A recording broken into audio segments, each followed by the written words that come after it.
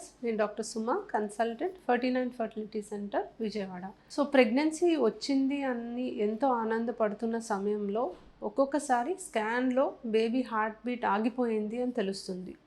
So ఇలా జరిగినప్పుడు patients చాలా కంగారు పడతారు అండ్ చాలా బాధపడతారు. ఆబ్వియస్లీ ఎందుకు ఇలా జరిగింది, మేమేమైనా ప్రాబ్లం క్రియేట్ చేసుకున్నామా, తగిన జాగ్రత్తలు తీసుకోలేదా, అసలు ఎందుకు లాస్ట్ టైం మేము వచ్చినప్పుడు బాగానే ఉందన్నారు కదా మేడం, మరి ఇప్పుడు ఎలా ఆగిపోయింది, మీరు ఇచ్చిన మెడిసిన్స్ కరెక్ట్గానే వాడాము, ఇన్ఫ్యాక్ట్ మీరు రెస్ట్ వద్దన్నా మేము రెస్ట్లోనే ఉన్నాము, ఇంత జాగ్రత్తగా ఉన్నా ఎందుకు ఇలా జరిగింది అని అడుగుతూ ఉంటారు.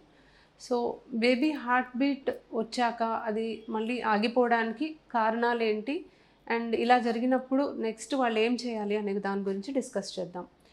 సో నార్మల్గా మనకి ప్రెగ్నెన్సీ వచ్చినప్పుడు స్కాన్లో 5-6 వారాల మధ్యలో బేబీ హార్ట్ బీట్ అనేది మనకు కనిపించాలి.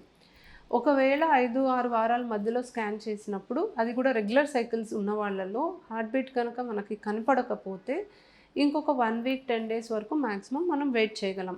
ఎందుకంటే కొన్నిసార్లు బేబీ అంటే ఎంబ్రియో ఏర్పడింది అతుక్కోవడానికి కొంచెం లేట్గా అతుక్కొని కొంచెం స్లోగా పెరిగే కొద్దీ మనకి హార్ట్ బీట్ రావడానికి అవకాశం ఉంది.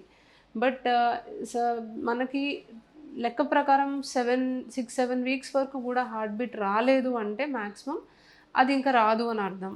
కొన్ని సందర్భాల్లో 5-6 వారాల మధ్యలో హార్ట్ బీట్ వచ్చి తర్వాత సబ్సిక్వెంట్ స్కాన్స్లో మనం చూసుకుంటే హార్ట్ బీట్ ఆగిపోయి ఉండొచ్చు.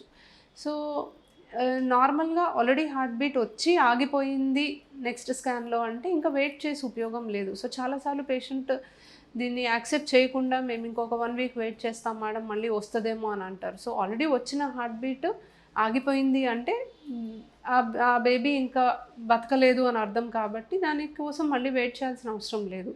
బట్ అసలు హార్ట్ బీటే రాలేదు, ఇది మనం చూస్తాము ఈ టైం కల్లా రావాలి అని అనుకుంటాం, బట్ హార్ట్ బీటే రాలేదు అంటే అప్పుడు ఇంకొంచెం టైం ఇచ్చి మనం చూసినా ఉపయోగం ఉంటుంది. సో హార్ట్ బీట్ ఆగిపోయింది బేబీది అంటే అది అబార్షన్ అయినట్టు అర్థం. సో సింపుల్ టర్మ్స్లో చెప్పాలి అంటే మనకి ఏదో ఒక కారణం వల్ల అబార్ట్ అయింది కాబట్టి మనము ఇంకా అలా మెడిసిన్స్ పెట్టాం కాబట్టి బ్లీడింగ్ అవ్వకుండా ప్రెగ్నెన్సీ అయితే అలా ఉండిపోతుంది, బట్ బేబీ హార్ట్ బీట్ ఆగిపోయింది కాబట్టి అబార్షన్ అయినట్టు అర్థం. సో ఫస్ట్ 3 మంత్స్లో మోస్ట్ కామన్లీ అబార్షన్స్ అనేవి ఏదైనా జెనెటిక్ ఇష్యూ ఉంటే అవుతాయి. సో మనకి హస్బెండ్ అండ్ వైఫ్ ఇద్దరిలో కూడా జీన్స్ నార్మల్గా ఉన్నా తయారైన ఎంబ్రియో జెనెటిక్లీ నార్మల్ ఉండాల్సిన అవసరం లేదు. ఎగ్ నుంచి కొన్ని జీన్స్ మదర్ నుంచి వస్తాయి, స్పర్మ్ ఫాదర్ జీన్స్ని క్యారీ చేస్తాయి.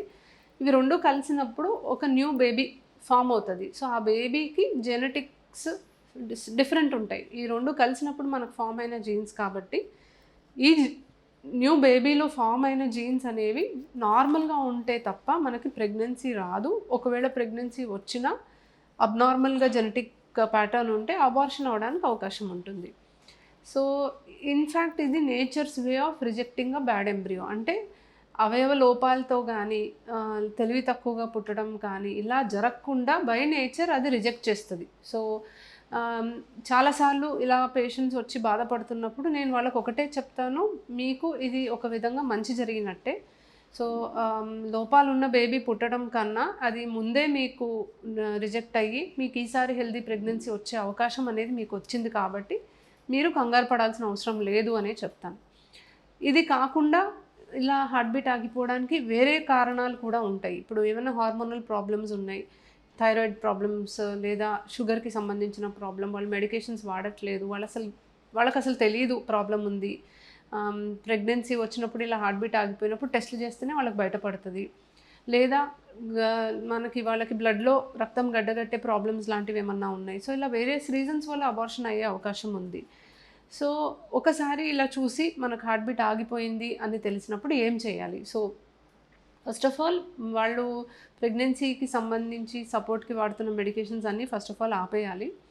ఆపేసిన తర్వాత ఒకటి మెడిసిన్స్ ద్వారానే ప్రెగ్నెన్సీ లోపల ఉన్న టిష్యూ మొత్తం బయటకు వచ్చేలాగా మనం మెడికేషన్ ద్వారా ట్రై చేయొచ్చు, లేదా డిఎన్సీ అనే ప్రాసెస్ ట్రై చేయొచ్చు. సో మ్యాక్సిమం డిఎన్సీ అవాయిడ్ చేస్తామండి, ఎందుకంటే డిఎన్సీకి మళ్ళీ మత్తిచ్చి చేయాలి, అదొక ప్రొసీజర్ అండ్ మళ్ళీ మనం ఇన్ఫెక్షన్ ఇంట్రడ్యూస్ చేయడానికి అవకాశం ఉంది.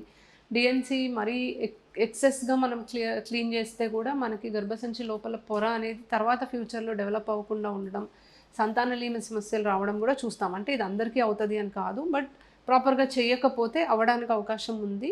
సో 7 వారాల వరకు మనకి పిండం అనేది ఎదిగింది అనుకుంటే 7 వారాల లోపల ఉంటే మెడికల్ మెథడ్స్ ద్వారా మ్యాక్సిమం ట్రై చేస్తామండి. 7 వారాలు దాటిన దగ్గర నుంచి మెడికల్ మెథడ్స్ ద్వారా కంప్లీట్గా అబార్ట్ అవ్వడానికి, కంప్లీట్గా క్లీన్ అవ్వడానికి కొంచెం తక్కువ ఛాన్స్ ఉంటుంది కాబట్టి డిఎన్సీకి మేము సజెస్ట్ చేస్తాం. సో ఫస్ట్ టైం అబార్షన్ అయినప్పుడు లేదా ఫస్ట్ టైం వాళ్ళకి ప్రెగ్నెన్సీ వచ్చి బేబీ హార్ట్ బీట్ ఆగిపోయింది అనుకుంటే మనం మ్యాక్సిమం జస్ట్ మనం ఐదర్ మెడికల్ మెథడ్ కానీ డిఎన్సీ కానీ చేసేసి టిష్యూని తీసేస్తాం. సెకండ్ టైం రిపీట్ అయితే మాత్రం ఇది సెకండ్ టైం కూడా బేబీ హార్ట్ బీట్ ఆగిపోయింది అంటే డిఎన్సీ చేసి ఆ టిష్యూని మనము టెస్టింగ్కి పంపిస్తే మంచిది. ఏదైనా జెనెటిక్ ప్రాబ్లం ఉంది అనేది మనం తెలుసుకోగలం, దానికి తగ్గట్టుగా నెక్స్ట్ ప్రెగ్నెన్సీలో జాగ్రత్తలు తీసుకోగలం. సో ఒక్కసారి అబార్షన్ అయిపోయింది, క్లీన్ అయిపోయింది అంటే ఒక 3 to 6 months గ్యాప్ తీసుకొని వాళ్ళు మళ్ళీ ప్రెగ్నెన్సీ ట్రై చేయొచ్చు. సింగిల్ అబార్షన్ తర్వాత నెక్స్ట్ మళ్ళీ ప్రెగ్నెన్సీ న్యాచురల్గా రావడానికి, హెల్తీగా బేబీ పుట్టడానికి 95% ఛాన్స్ ఉంటుంది. సో కంగారు పడకుండా జస్ట్ కొంచెం టైం ఇచ్చి మళ్ళీ ట్రై చేయొచ్చు. బట్ 2 అబార్షన్స్ అవుతే ఖచ్చితంగా ఒక డాక్టర్ని సంప్రదించి దానికి సంబంధించిన టెస్ట్లన్నీ చేయించుకుంటే మంచిది. Thank you.